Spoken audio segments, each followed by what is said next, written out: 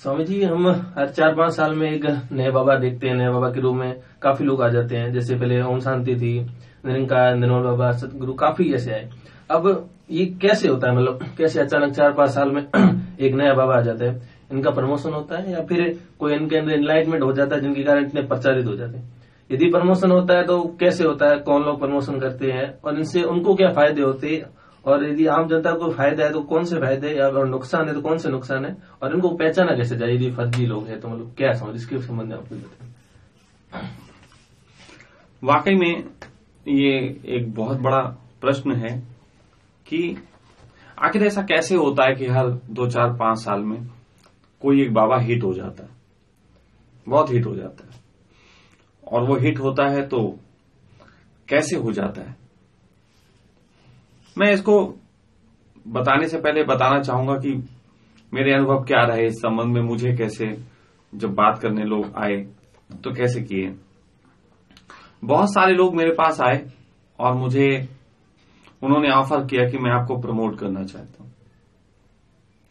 सच कहें तो बहुत अच्छी फीलिंग आती थी इस चीज की कि चलो यार, अब कुछ लोग ऐसे आ गए जो मुझे लोगों तक पहुंचाना चाहते हैं। क्योंकि दिल में तड़प तो होती है कि जो मिला है वो दूसरों को कैसे दिया जाए, या कैसे उनसे बात की जाए, कैसे उनके भ्रम दूर किए जाएं। तो जब प्रमोशन के लिए लोग आते थे तो बहुत खुशी होती थी। तो मैं उनसे पूछता था, ठीक है आप करोगे क्या भाई, आप कैसे करना चाहते हो, क्या करना, मुझे क्या करना होगा। मुझे तो लगता था ये मुझे सुन के आए हैं तो जैसा मैं हूं वैसे ही प्रमोट करना चाहेंगे। पहले दिन तो वो स्वभाव भी बड़ा अच्छा दिखाते थे, नमस्कार प्रणाम, पैर भी छूना बड़ा अच्छे से। फिर धीरे धीरे उनसे जब मीटिंग करो तो असलियतें मालूम पड़ती हैं कि असल में खेल क्या चल रहा है। और फिर इसी कारण मैंने बहुत लोगों से बातचीत की ये जानने के लिए कि आखिर ये खेल चल क्या रहा है, ये हो क्या रहा है। तो वो मुझसे कहते थे, स्वामी जी हम आपको प्रमोट करेंगे, उसके लिए हम आपके प्रोग्राम कराएंगे। प्रोग्राम कराएंगे तो उन प्रोग्रामों में आपको एक अच्छा सा कहीं जगह का लेके आपका सत्संग शुरू होगा, आस पड़ोस में प्रचार होगा, आपको वहां इनवाइट करेंगे। और जब आप आओगे तो गाड़ी से आओगे, बढ़िया BMW गाड़ी या कोई भी अच्छी गाड़ी आपको लेके आएगी। मुझे लगा ठीक है चलो गाड़ी लेके आएगी, समझ में आया कोई ना कोई तो गाड़ी आएगी, वो अच्छी आएगी या बुरी आएगी वो बात की बात है। फिर धीरे धीरे उन्होंने कहा कि हम प्रमोशन के लिए आपको कुछ चीजें बता देते हैं, वो आपको इम्प्लीमेंट करनी पड़ेंगी। तो मैंने कहा जैसे? बोले जैसे ये है कि आपको एक ड्रेस कोड बनाना पड़ेगा, एक खास तरीके का ड्रेस कोड, जैसे कि जो आपकी पहचान बने। तो मैंने कहा यार खास तरीके का ड्रेस कोड की क्या जरूरत है, मैं जैसा हूं वैसे ही ठीक हूं। बात तो मुझे कहनी है ना, अपने अनुभव से कहनी है, अपने मुख से कहनी। तो उन्होंने कहा नहीं स्वामी जी ये नहीं चलेगा, खास ड्रेस कोड होगा और आपके जो भी आपके निकट में आपके लोग हैं वो हम आपको उनको भी एक ड्रेस कोड देंगे आपके शिष्यों का, तो वो लोग उसको पहन के आपके पीछे पीछे चलेंगे। फिर वहां प्रश्न करने वाले जो होंगे उनको भी आप इस तरीके से जो लिख के प्रश्न हम देंगे उन्हीं को आप करेंगे, या कुछ लोग होंगे जो हमारे ही होंगे वो प्रश्न करेंगे, वो पहले से तय होगा और आपको उन्हीं के उत्तर देने। यार मुझे बड़ा अजीब सा लगने लगा कि ये क्या है, प्रश्न तो सबके हो सकते हैं, फिर खास लोगों के क्यों। फिर ऐसे धीरे धीरे उन्होंने मुझे बताया कि उसी बीच में सत्संग के बीच में कोई एक छोटा मोटा स्टार जो कि अब मतलब फेमस नहीं है, कभी को फेमस था अब नहीं है, सस्ते कम पैसों में आ जाता है 10, 20, 50 हजार लेके, वो तो अभिनेता है, वो आएगा आपके पैर छुएगा और वो आपको बड़ा पब्लिक में बोलेगा हमारा जीवन परिवर्तित हो गया गुरु जी से, ये वो ऐसे करके लोगों में आपकी इज्जत बढ़ेगी। फिर धीरे धीरे हम उसको और बढ़ाने लगेंगे। यार मुझे लगा कि ये तो पूरा ढोंग है। फिर ढोंग आगे बढ़ता गया और आगे बढ़ के उसने तो साफ कह दिया, उसने कहा स्वामी जी हम हैं डायरेक्टर, आप हैं हमारे हीरो, तो पब्लिक के बीच तो जब आएंगे तो हम भी आपसे मिलने आएंगे तो आपके पैर छुएंगे, लेकिन जैसे ही हम आपसे कमरे में बात करेंगे फिर हम दोस्त हैं और जो मैं कहूंगा वो आपको मानना पड़ेगा। और जब हम बताएंगे तो आप पब्लिक के बीच आएंगे, जब हम बताएंगे आप नहीं आएंगे, फिर ये सब नियम होंगे। आप सुन लीजिए। फिर वो मुझसे सख्ती से बात करने लगा, फिर वो मुझसे ऐसे बात करने लगा जैसे कि मैं कोई उसका गुलाम हो गया हूं। उसे शायद लगने लगा कि मैं उसकी बात मान रहा हूं, लेकिन मैं सुन रहा था, मैं जानकारियां ले रहा था। ऐसे बहुत सारे लोग आए। मैंने अंतोगत्ता उनकी सारी बातें सुनी और उनको भगाया, क्योंकि इस गुलामी के लिए हम घर से नहीं निकले थे। लेकिन इसके खेल होते हैं, इसके खेल होते हैं, और ये खेल की शुरुआत कहां से हुई उसको समझ लेना।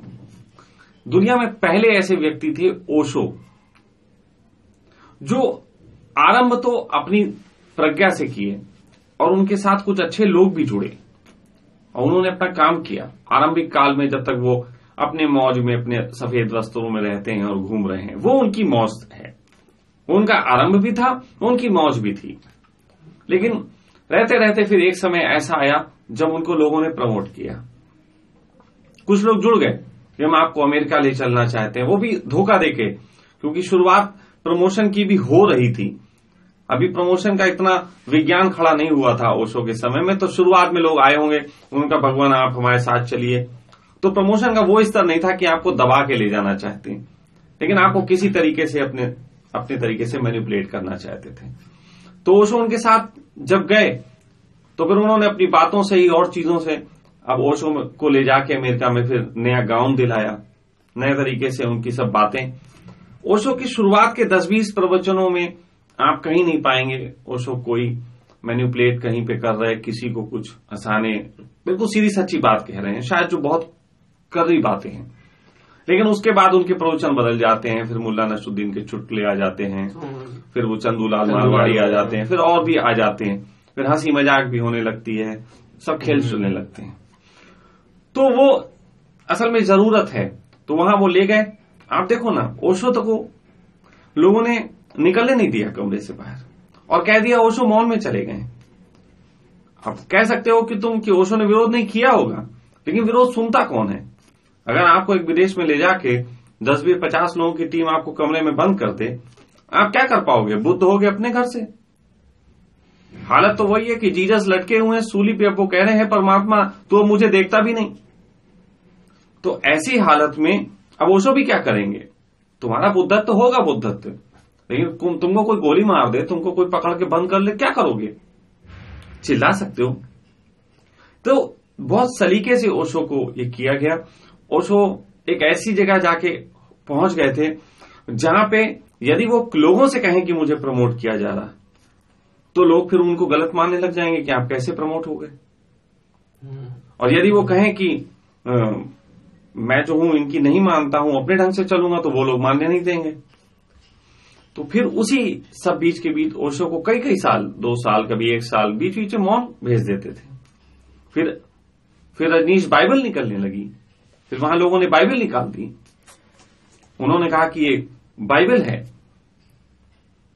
तो ऐसे करके एक ऐसा वक्त आया जब रजनीशपुरम में कुछ लोगों की हत्याएं हुई। शीला जो थी वहां पे, उसके बारे में जब ये पता लगा कि इस तरीके की चीजों के पीछे इसका हाथ है, तो ऐसी हालत में पुलिस भी वहां पे आई।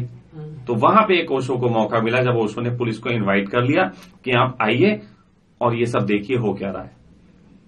वहां पे पुलिस ने जांच करके ये पाया कि इस तरीके से ऐसा चल रहा है, लेकिन उसका असर फिर सीधे ओशो पे आया, क्योंकि बचाने वाले लोग जो थे वो भी साथ नहीं थे।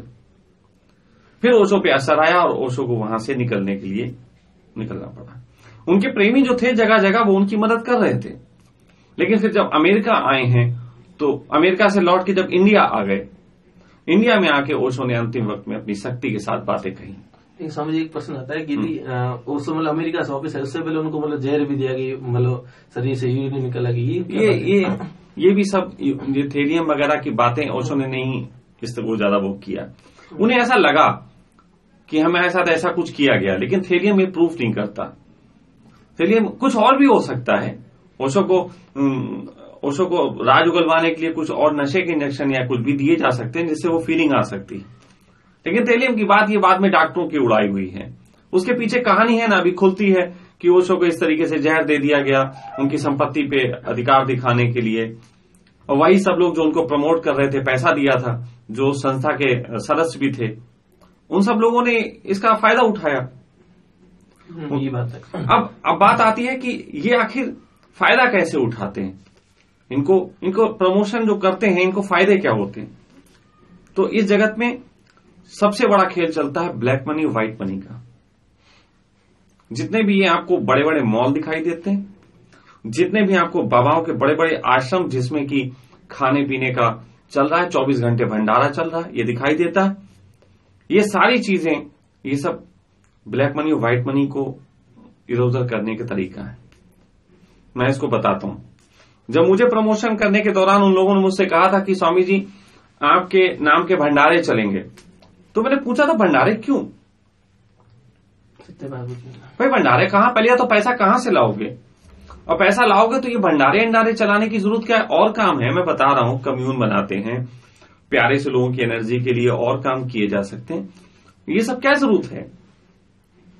बोले स्वामी जी आश्रम कभी भी लोगों के चंदे से नहीं बनते, बड़े बड़े आश्रम बनते हैं ब्लैक मनी और व्हाइट मनी के खेल से। थोड़ा समझा देता हूं।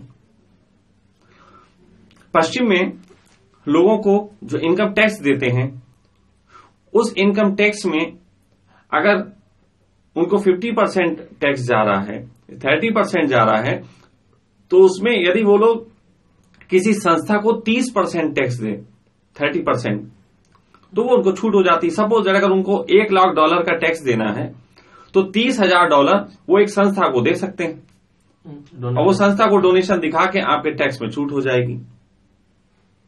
अब मान लीजिए कि उन्होंने $30,000 का बचाना था, अब 30,000 कौन देना चाहता है, तो उन्होंने किसी संस्था से कहा हम आपको $5,000 देंगे, आप हमें $30,000 का रसीद दे दीजिए। ठीक है, वो रसीद दे देंगे, $5,000 लेंगे, 30,000 की आपको रसीद दे देंगे। लेकिन अब वो 30,000 कैसे शो करेंगे, क्योंकि आखिर उन्हें भी तो शो करना, रसीद ली है आपने, क्या काम किए। तो वो संस्था दिखाती है कि हम लोगों के हित के लिए काम करेंगे। उनका लोगों का हित क्या, उनका हित ये है कि हम एक आश्रम में चंदा देंगे। तो अब ये $30,000 ऐसे उनके पास लाखों डॉलर इकट्ठे हो गए, लाखों डॉलर इकट्ठे हो गए। अब वो लाखों डॉलर अब आते हैं हिंदुस्तान में, बाबाओं से उन्होंने कहा हम आपका आश्रम जो है, हम आपके आश्रम में पैसा दिखाएंगे कि हमने $1,00,000 दिया, और आपको हम देंगे केवल जो है $10,000।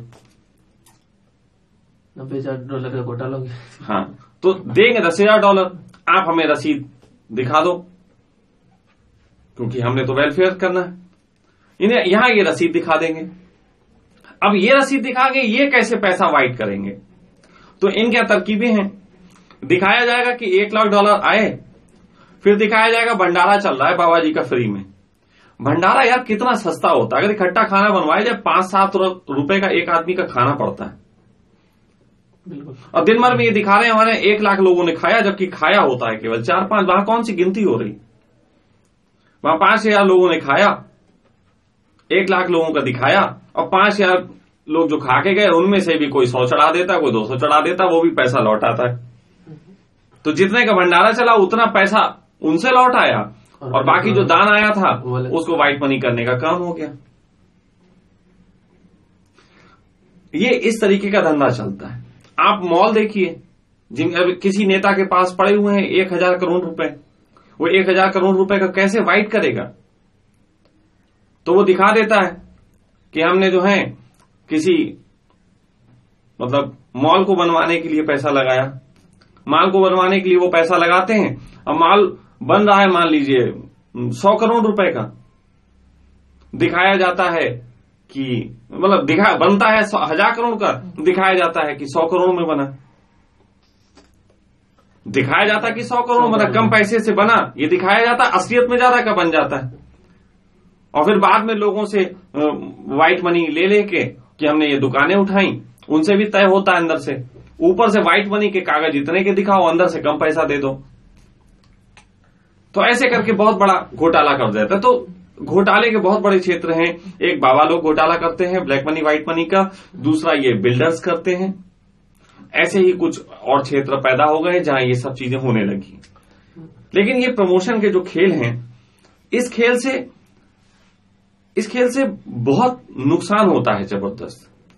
और प्रमोशन के खेल भी सिंपली ये खेल नहीं है कि एक बाबा को केवल प्रमोट कर दिया ऐसे लोग भीड़ आने लग जाएगी, नहीं, इसके पीछे पूरे प्लान है।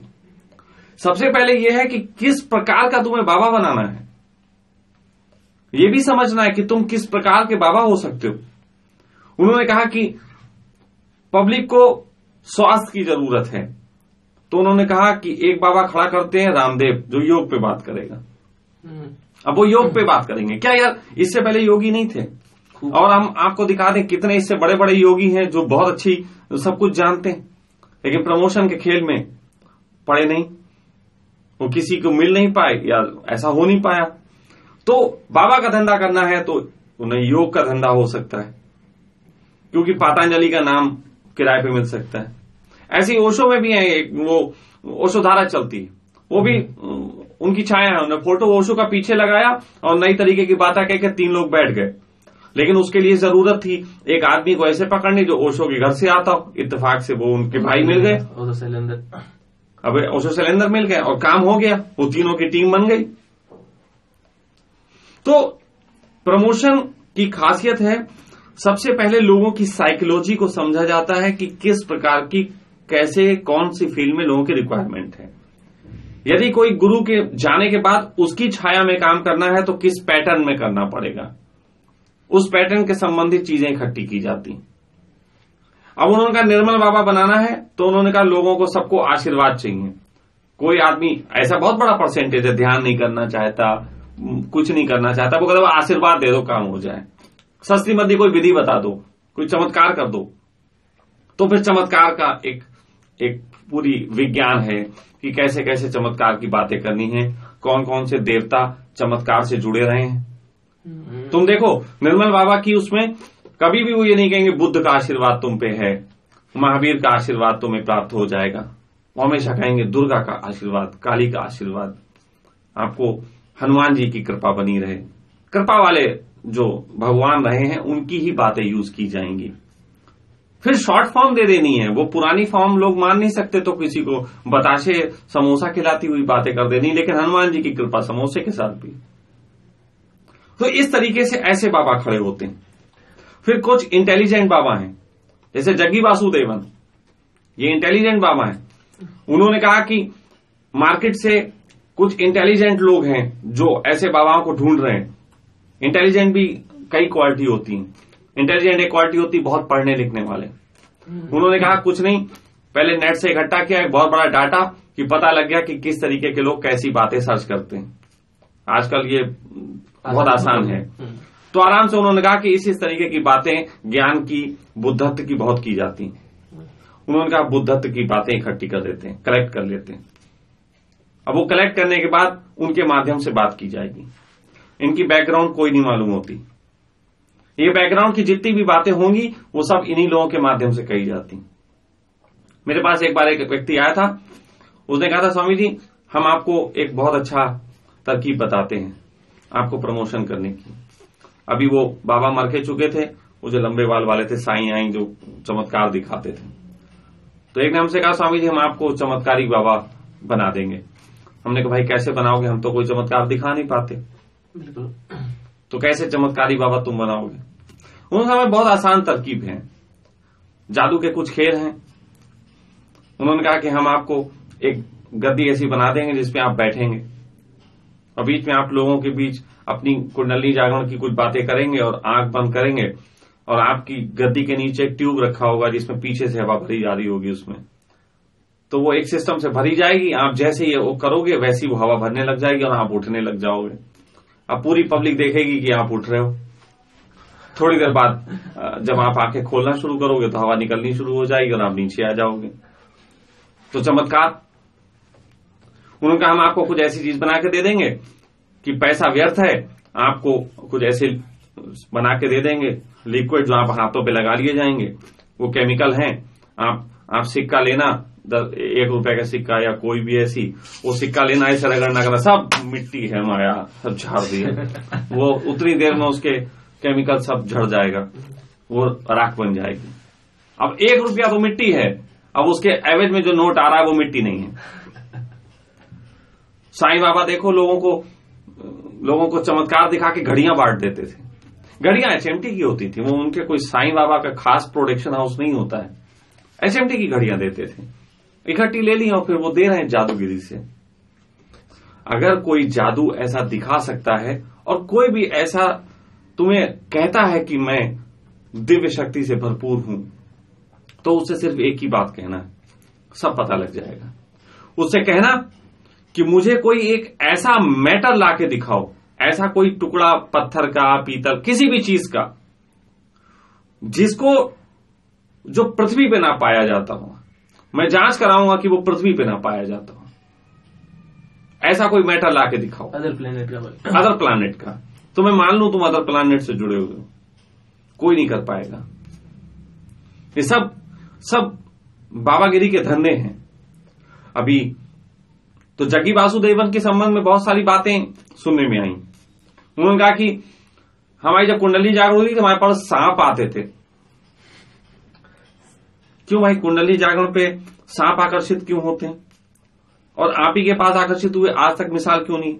ऐसे तो अभी मैं कह दूं, मैं जीभ लपलपाता हूं। अब लपलपाने के कारण है कि मेरे यार होठों पे थोड़ी सी खुश्की बन जाती।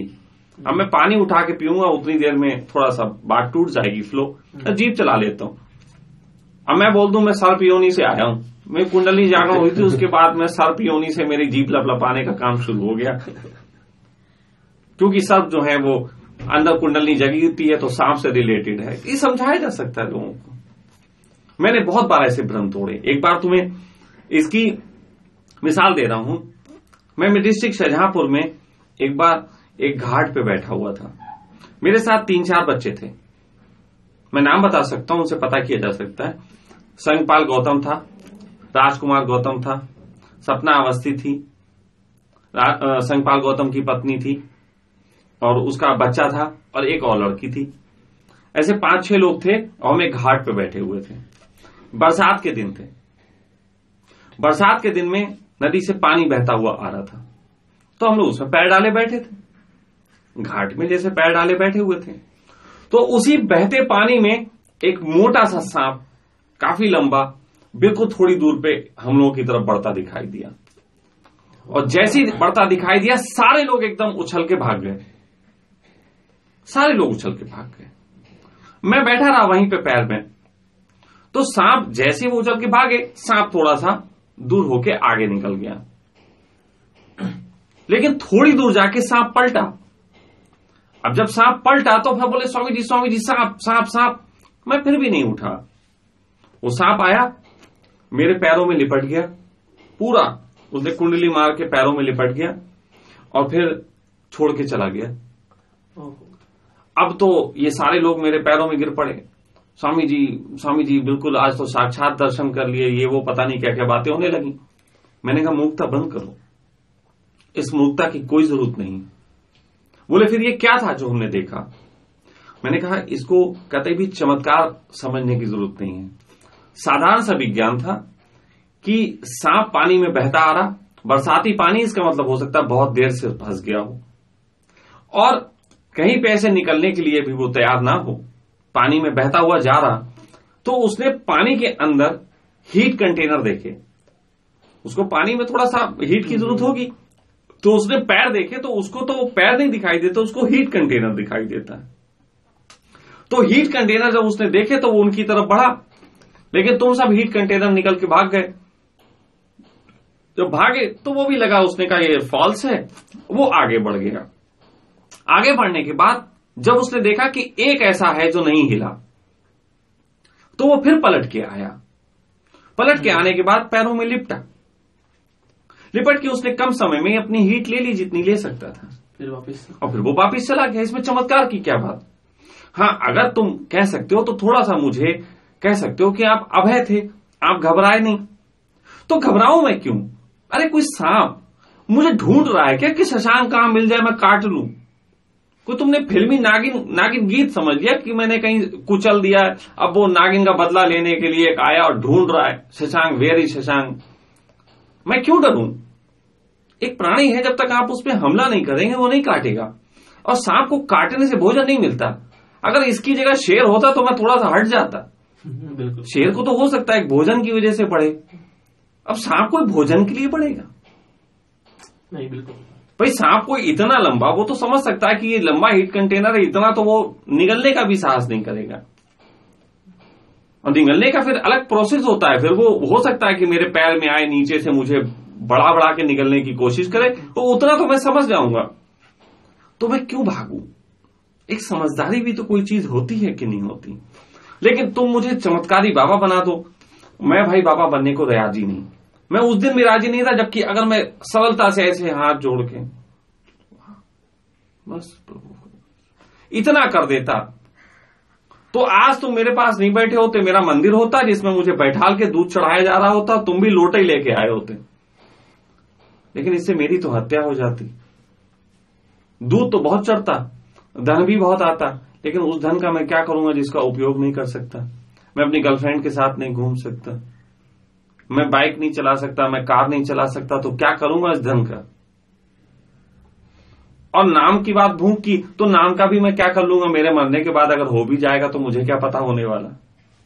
तो मैं बहुत चालू किस्म का आदमी हूं। इस संबंध में भी मैं अपनी लाइफ से कोई छेड़खानी नहीं करना चाहता। जिनको मेरी लाइफ से लेना है वो ऐसी ले लेंगे। अरे कबीर को किसने किया फाइनेंस? किसी ने नहीं किया। कबीर के पास कुछ रहा भी नहीं, लेकिन कबीर का काम तुम आज भी सब पे भारी है, आज भी सभी संतों पे भारी पड़ता है। अभी मार्केट में अब वो जो सदगुरु की बात आई, तो एक बार मुझसे एक जना कहने लगा सदगुरु एक और बात कहते हैं।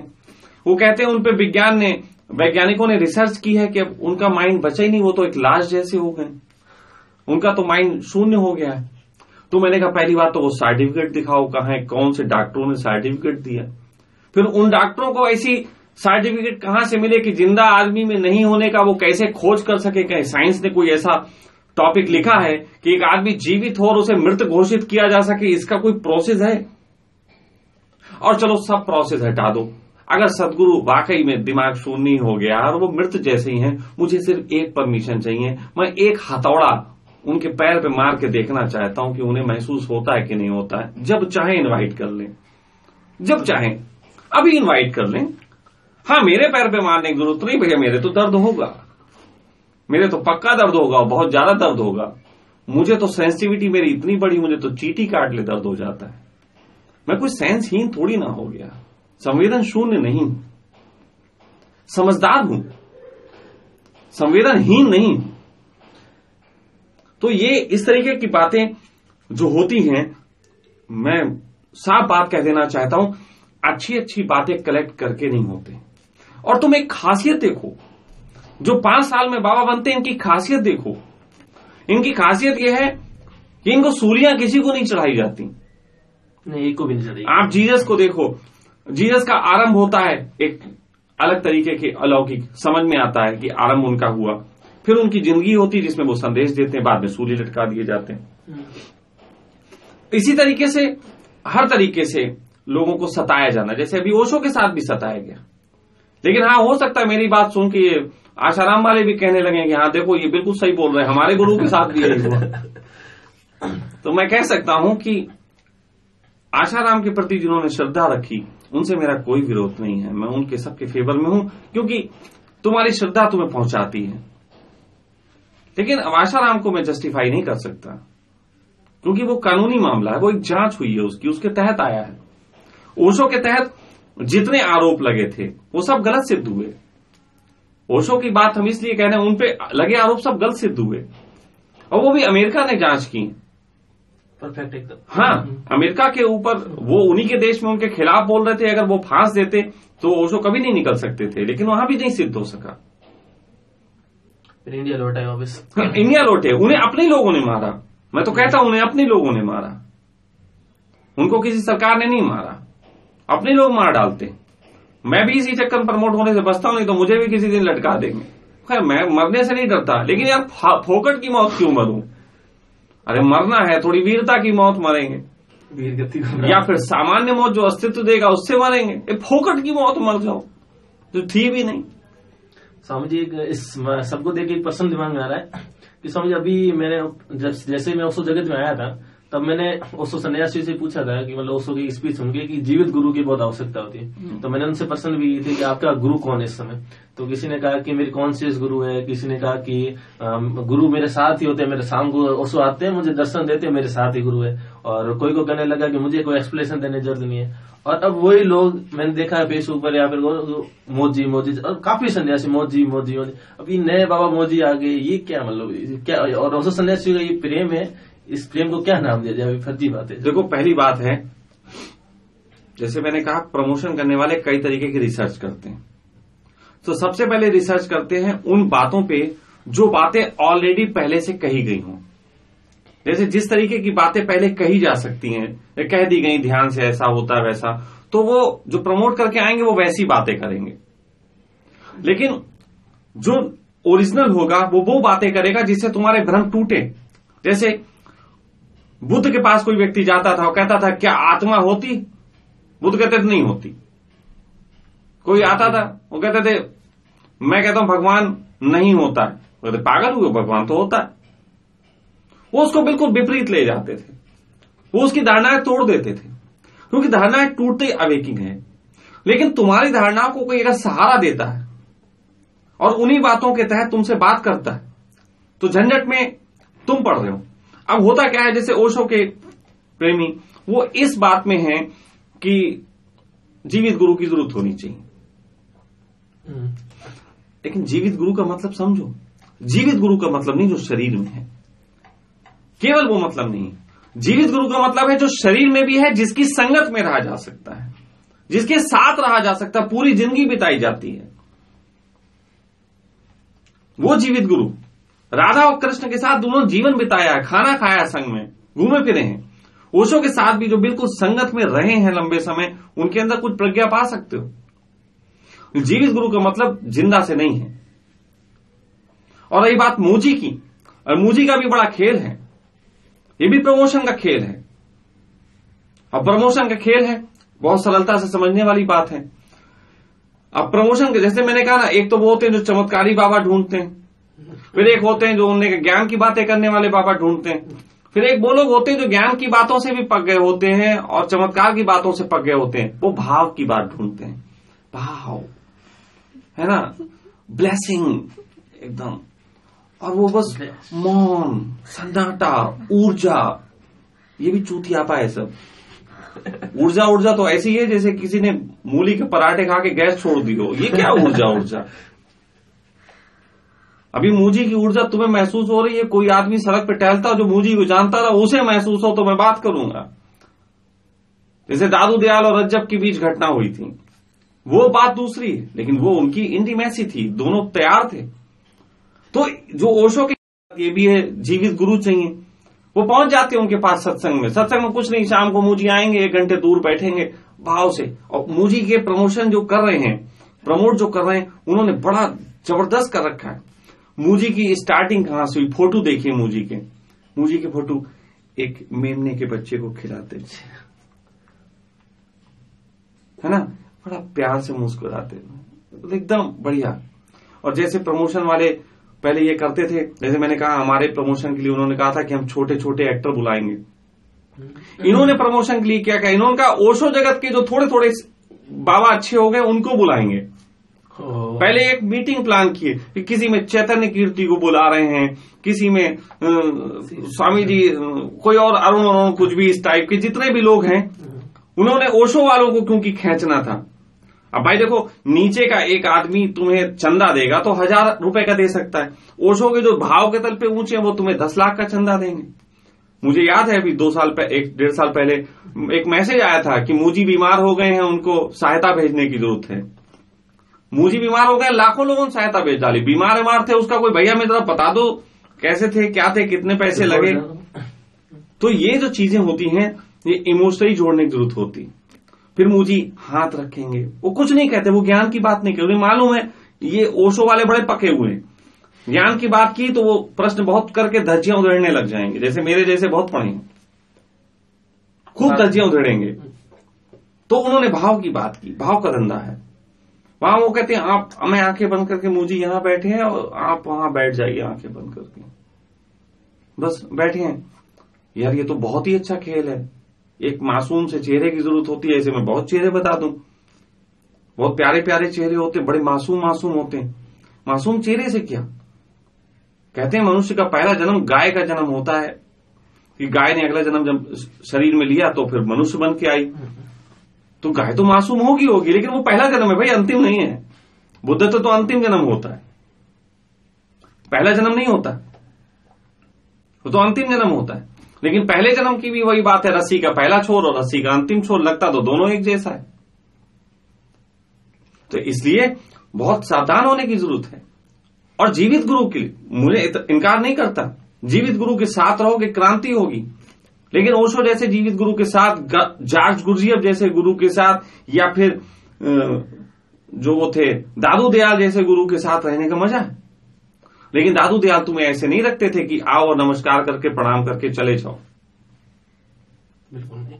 जब उसके साथ जो रहे गुरजियफ के साथ भी, वो भी सालों रहे और कैसे कैसे घुमाता था सबको, धज्जियां उड़ा देता था उनके जीवन की, उनकी विचारधाराओं की। जरा मेरे साथ आके देख लो, पता चल जाएगा कैसी कैसी धज्जियां उड़ाता हूं। तुम जब सोचोगे कि स्वामी जी की कोई दिव्यता दिखनी चाहिए, तब मेरी बदतमीजी दिखेगी तुमको। जब लगेगा बदतमीजी दिखनी चाहिए, तब दिव्यता दिख जाएगी। कंफ्यूज रखोगे, कंफ्यूज ही कर दूंगा, क्योंकि कंफ्यूजन शब्द बहुत बुरा हो, लेकिन कन्फ्यूशियस से आया है। वो कंफ्यूज कर देने वाली बात है। एक गोरख हुए, वो कंफ्यूज कर देते थे, वो हर बात में ध्यान बता देते थे, हर विधि को परमात्मा तक पहुंचने की बुद्धि। लोग कंफ्यूज थे, क्योंकि उस समय के लोग एक ही खास विधि की बात करते थे ध्यान से।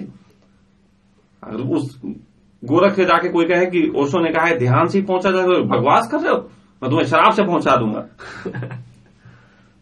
वो किसी ने कहा है शराब से पहुंचा जाएगा, पागल हो गया क्या, मैं तुझे संभोग से पहुंचा दूंगा। वो हर एक विधि बता देंगे, क्योंकि जब परमात्मा की ऊर्जा हर जगह है तो हर जगह विधि भी हो सकती है। लेकिन लोगों को लगेगा ये आदमी कंफ्यूज कर रहा है। सच बात तो ये, वो कंफ्यूज इसलिए कर रहा है कि तुम अगर वास्तव में कंफ्यूज होगे तो कंफ्यूजन से तुम्हारे पुराने सारे संदेह गिर जाएंगे और तुम नए तरीके की सोच बनाओगे। कंफ्यूजन से फायदा होता है, लेकिन गुरु के द्वारा कंफ्यूज से फायदा होता है। और तुम अपने आप ही साइडें सर्च कर करके कंफ्यूज हो जाओ तो उससे कोई फायदा नहीं, उससे तो तुम डिप्रेशन में चले जाओगे। गुरु करता है सही ढंग से कंफ्यूज। गुरु तुम्हें टिकने नहीं देता किसी बात पे। हां, अब जब बात पूछते हो कि असली कैसे होते हैं, कि उनको कैसे पहचाने, तो पहली बात तो यह है, तुम्हें यह देख लेने की जरूरत है कि मार्केट में जो बाबा बैठा है वो किस तरीके की बातों पे बैठा हुआ है। उसने कौन सी बातें पकड़ी हैं जो कि पहले हैं और उनको ही दोहरा रहा है। अगर पहले की बातें दोहराई जा रही हैं कहीं, तो निश्चित ही धंधा है। जो भी आएगा, नवीन आएगा, वो सब तोड़ेगा, सारी धारणाएं तोड़ेगा। उसकी सारी धारणाएं तोड़ना ही उसका सच्चे होने का प्रमाण है। दूसरी चीज, उसके पीछे प्रमोशन की चूतियापे नहीं होंगे। अब जैसे छोटी सी बात बताऊं, मैं कभी कुछ नहीं करता था, मैं अपने साधारण साधा जैसा जीवन जी रहा था। अब ये दिव्या आई, दिव्या आने से पहले बात करा करती थी मुझे आना है, बस आना है आपके पास। इसने तो कभी मिली भी नहीं थी। तो मैंने ऐसे कहा क्या करेगी आके, पागल लड़की, मैं कोई आश्रम बना लूं तो तू आ जाना। मुझे लगता था बाबा समझती होगी, अब मेरे पास रहने की जगह नहीं, मैं कहां इसको बुला के रखूंगा। तो इसने एक दिन बड़ी प्यारी बात कही। इसने कहा कि आप मेरे लिए आश्रम बनाओगे? अरे आपको जो करना है आप कर चुके, हम बनाएंगे आपके लिए आश्रम, हम करेंगे आपके लिए। मेरे आंसू आ गए, क्योंकि मैंने ऐसी बात ही नहीं सुनी थी। मैंने तो यही सुना था, लोग कहते थे स्वामी जी कुछ आश्रम बना लीजिए, फिर हम भी रहेंगे आपके साथ। हाँ, स्वामी जी आश्रम कहां से बनाए? लोगों को लगता है कि शायद गुरु मानने लग जाएंगे लोग, मार चंदा दे देंगे, बहुत सारा बढ़ जाएगा। सच बताएं तुम्हें, चंदा देने का बहुत झंझट नहीं समझना। आज मैं जो जीता हूं, हालत ये, एक आदमी को पता लगता है स्वामी जी के पास खाने को नहीं, वो पैसे दे देता है, फिर पैसे देता है, कभी दूसरा आ जाता वो भी दे देता है, तो पीछे वाला देना बंद कर देता है, आगे वाला ही देता है। पीछे वाला कहता है अब तो स्वामी जी का धंधा चल गया, अब तो जरूरत नहीं। मैं कहता हूं भैया सब लोग देते रहो, जैसे दे रहे थे, तो हो सकता है कुछ छोटा मोटा फ्लैट भी ले लें। तो यहां तो सिर्फ धंधा नहीं चलता, यहां भोजन चलता है। और दूसरी चीज है, कुछ नई व्यवस्थाएं हैं। तो इस लड़की ने आके अपने तरीके से काम किया, इसने मेरे वीडियो एडिटिंग किए क्योंकि इसको आते थे। फिर ये बात प्रश्न करने लगी, मुझे प्रश्न नहीं करने देती थी, औरों से कहते रिकॉर्डिंग स्वामी जी कर लें आप जो बोल रहे हो। ऐसे करके मेरे पीछे मोबाइल लेके लगी रहती थी, जगह जगह इसने रिकॉर्डिंग की, इसने बात डाली। अब हो सकता है बहुत से लोगों को लग रहा हो कि ये कोई प्रमोशन चल रहा है, लेकिन मैं ये कह दूंगा ये प्रमोशन ऐसा ही है जैसे कि जॉर्ज गुरजीएफ का ऑन स्पेसकी ने किया था। वो जो था उनका मानने वाला जो गुरु शिष्य था उसने किया, वो कोई प्रमोशन नहीं, वो तो प्रेम की बात है। राधा ने प्रमोशन करके कृष्ण के पास 16,000 गोपिकाएं इकट्ठी कर दी थी, वो प्रेम की बात थी।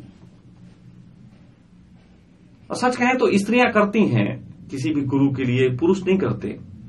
पुरुष जब भी करेंगे धंधा करेंगे, स्त्री के लिए वास्तव में स्त्री ही करती है किसी गुरु की संगत में।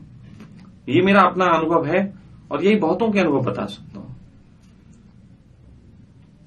कृष्ण को अर्जुन ने नाम नहीं दिया, अर्जुन ने तो सिर्फ प्रश्न किया, वहां से जाने गए। लेकिन कृष्ण को आज भी राधा कृष्ण से ज्यादा जाना जाता है। कृष्ण की गीता का उपयोग इतना नहीं हो पाया। गीता का उपयोग ये तो है, विद्वान थे, लेकिन गीता पड़ी रहती है। ज्यादातर कृष्ण के प्रेम में जो स्त्रियां नाच उठी वो थोड़ा सा काम हुआ।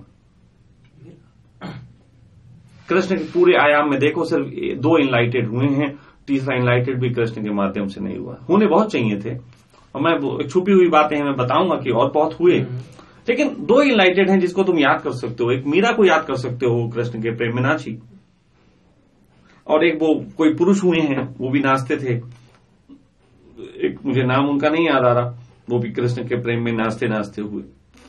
तो ऐसे करके कुछ लोग हुए, लेकिन ये प्रेम की बात है। प्रेम से जो प्रमोशन भी निकलता है उसमें एक बात होती है, लेकिन बाकी सब जो पुरुष इकट्ठा होकर एक टीम बना के काम करेंगे वो बड़ा झंझट कर देंगे, वो उसको बिल्कुल कृत्रिम कर देंगे। जैसे मुझे है, ठीक है, अब कुछ लोग हैं जिन्हें अच्छा लगता था, वो कहते थे स्वामी जी आपके वीडियो में आवाज अच्छी नहीं होती, थोड़ी क्वालिटी बढ़ाइए। तो एक ने माइक भेज दिया, भाई स्वामी जी माइक लगा लिया करिए। चलो समझ में आ गया। फिर उसने कहा स्वामी जी थोड़ी रोशनी कम होती, फिर उसने रोशनी भेज दी। इतनी सी बात समझ में आती है, लेकिन ये भी दिव्या के उसके बात है कि वो लोग आपस में मिलकर कर लेते हैं, कैसे करना चाहिए।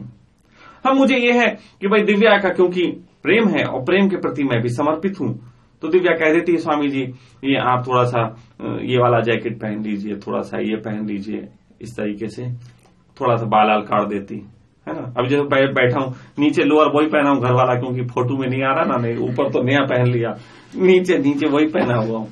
तो ऐसे होता है क्योंकि वीडियो देखना है, वो हो सकता है कि कच्चे में ही बैठ जाए अपने, उसे किसको पता लग रहा। लेकिन बात मैं अपनी कहूंगा, सच्ची कहूंगा, इसे छुपाऊंगा नहीं। और तुम मेरा अतीत भी जान सकते हो, मेरा अतीत ही इतना खतरनाक गुजरा है कि जो किसी का नहीं गुजरता। मेरे अतीत में मेरे लक्षण हैं, और मेरा वो अतीत नहीं है कि गुफा में बैठे 2 लोगों ने देखा था मुझे, नहीं। मेरा अतीत मेरे शहर में पूछो जाके, मैं किस क्रांतिकारी ढंग से जिया हूं। पूछो उन शमशान घाट के बाबाओं से, या वहां जो लोगों ने देखा मुझे कूदते फांदते और पेड़ों के पत्ते खाते, उनसे पूछो। मेरे शहर से पूछो कैसा ये व्यक्ति लड़ गया था कि इसको पूरे शहर ने सताया।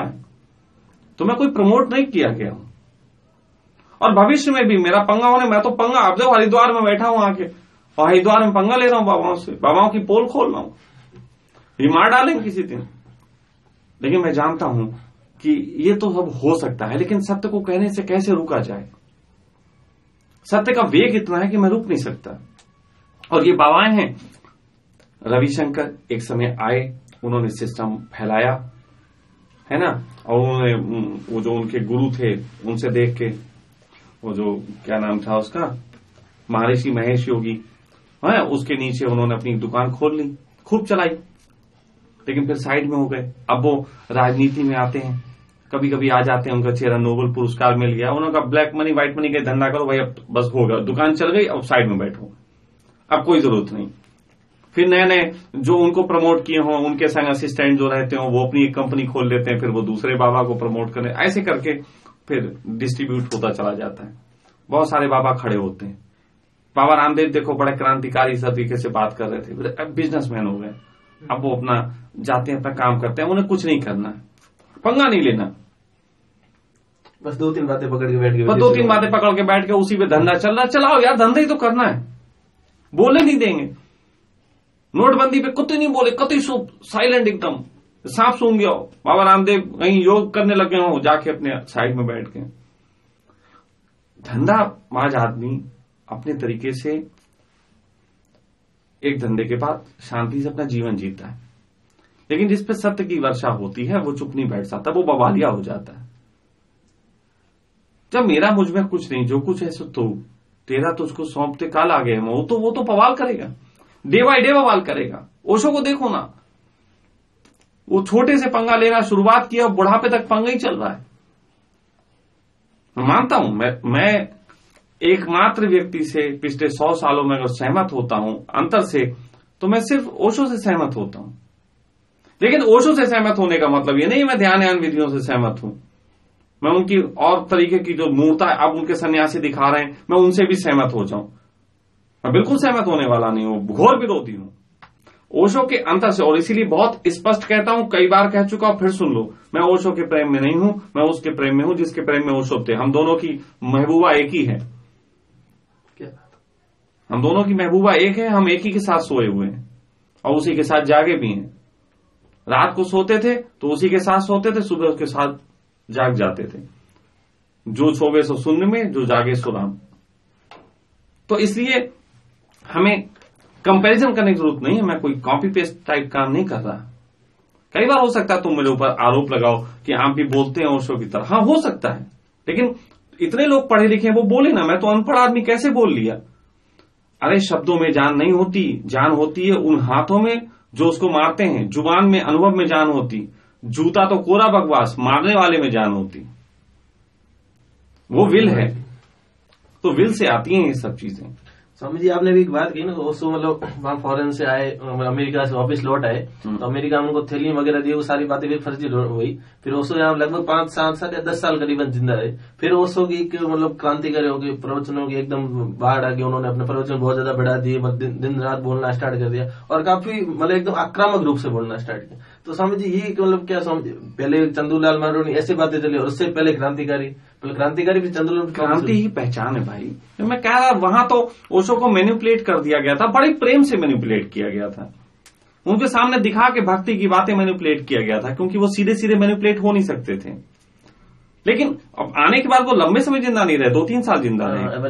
लेकिन उसके बाद उनकी आप सुनो ना, कोपले फिर फूट आई, मैंने एक बार सुनी, मुझे तो मैं रोना आ गया मुझे कि देखो ये पता लगता है कि कोपले फिर फूट आई में जो बात हो रही है, वो बात जब वो खुद कह रहे हैं कि आप सब मुझे आशीर्वाद दें कि मैं अपनी आत्मा ना बेच दूं, मैं जो भी है सत्य कहूं, ये आशीर्वाद दें आप मुझे, ऐसी बातें कह रहे हैं अपने सन्यासियों से। ये सोचो कौन सी बातें गुजरी होंगी। और एक गाना है बड़ा प्यारा सा, मैंने सुना था कहीं पे, मेहर बाबा एक हुए हैं, वो एक गाना गाते थे। वो एक गाना गजल है कि जो उनको बहुत पसंद थी। वो गजल बहुत कुछ कह जाती है। वो गजल थी, ये बहार का जमाना, ये हंसी गुलों के साए, मुझे डर है, मुझे डर है, मुझे डर है, बागबां को कहीं नींद आ ना जाए, मुझे डर है। हो सकता है बाबा रहे हो पहले छोटी सी स्थिति में रहने वाले, फिर अचानक कुछ लोगों ने प्रमोट कर दिया और चारों तरफ मानने वाले इकट्ठे हो गए, तो बाबा ऐसी गजलें सुन रहे हैं, ये बहार का जमाना, ये हंसी गुलों के साए, मुझे डर है, बागवां को कहीं नींद आ ना जाए। तो बागवां नींद नहीं आने देना चाहता, बागवां को डर होता है इस चीज से कि नींद ना आ जाए। नींद ना आने के लिए जरूरी है कि झझोड़ो, और खुद को झझोड़ने का उपाय एक ही है, दूसरों को झझोड़ो, दूसरे तुम्हें झझोड़ देंगे। तुम राजा के खिलाफ बोलोगे, राजा तुम्हारे खिलाफ सूली की तैयारी कर लेगा, झझोड़ देगा, उसमें तुम जगे रहोगे। मेरी जिम्मेदारी दूसरों के प्रति नहीं, अपने प्रति ज्यादा है। और बस एक ही पहचान है, किसी को पहचानो मेरी छोड़ दो, एक ही पहचान है, एक पहचान तो है कि आपको समझ में आ सकता है कि कौन मैनिपुलेट कर रहा है। वास्तविक सच्चा गुरु होगा तुम्हें पास बुलाएगा, अपने पास बैठा लेगा। और ऐसा मत समझना, मेरी अपनी बात है। मुझसे लोग कहते हैं स्वामी जी आप आश्रम कल को बनाओगे तो कैसा? मैं आश्रम नहीं, मैं बिग बॉस हाउस टाइप का बनाऊंगा। ऐसा बनाऊंगा जिसमें तुम वहां बिग हाउस में बाहर निकाला जाता है कि अब बाहर निकल जाओ। मेरे में ऐसा होगा कि बाहर वाले कौन कौन से अच्छे हैं वो मेरे बिग हाउस में आ जाएं, कौन से मेरे हाउस में आ जाएं। मैं तो ढूंढता रहता हूं, जो भी दिखता है आजा, तू भी आजा, पता लग जाता है। इससे संग में रहकर बात होगा। मेरा आश्रम उल्टा होगा, मेरा आश्रम बाहर निकलने का नहीं, अंदर बुलाने का होगा। बहुत से लोग बात करते हैं, मैं उसमें चूज करता रहता हूं कौन सा है। हाँ, और दूसरी एक बात कहता हूं यार, अब इस वीडियो में कह देने का जरूरत पड़ी भाई, अगर तुम लोग चाहते हो छोटा मोटा आश्रम बन जाए, थोड़े बहुत पैसे की कमाने की जुगाड़ किया करो। चंदा अंदा तो तुमसे क्या मांगे, जिसको देने का मन करे वो फोन कर लो। नहीं तो एक बड़ा अच्छा सा काम है, आप लोग मेरे वीडियो देखते हो, इतने सारे वीडियो देखते हो यार, कितनी मेहनत करता हूँ, बड़बड़ करता हूँ यार मैं ना। अपलोड करने में भी पैसा खर्च करती होगी ना दिव्या थोड़ा बहुत। तो यार चैनल है, आप लोगों को एक उसमें वीडियो में ऐड आता दिखता होगा, कृपया करके ऐड स्किप ना करो यार। तुम लोगों को मैं इतना झेल लेता हूं, तुम लोग मुझे थोड़ी देर नहीं झेल सकते। और मुझे झेलते हो ठीक है, मेरे साथ साथ 1 मिनट का वीडियो भी झेल लिया करो। अगर तुम 1 मिनट का वीडियो झेल लोगे, मुझे वो 1 रुपया मिल जाता है। कहते हैं 1 ही रुपया मिलता है लगभग, है तो 1 रुपया मिल जाता है। कितना मजा आएगा तुम लोग यार, 400-500 लोग वीडियो देखोगे, मुझे 400-500 रुपये मिल जाएगा। तो इतना कर लिया करो भाई, अगर प्रेम करते हो तो। नफरत करते हो तो मेरा वीडियो स्किप करो यार, ऐड क्यों स्किप करते हो? मुझे ही मत सुनो, खत्म करो मुझे सुनना। मुझ में क्या है? अब प्रेम करते हो यार, 1 रुपया नहीं दे सकते फकीर आदमी ऐसे। मैं भी कटोरा दिखा के भाई मांगू कि भाई ये कटोरा, आज कह दे रहा हूं, जो मुझे प्रेम करते हैं कम से कम इतना करें कि जो भी वीडियो दिखाई दे कृपया करके उन्हें देखें।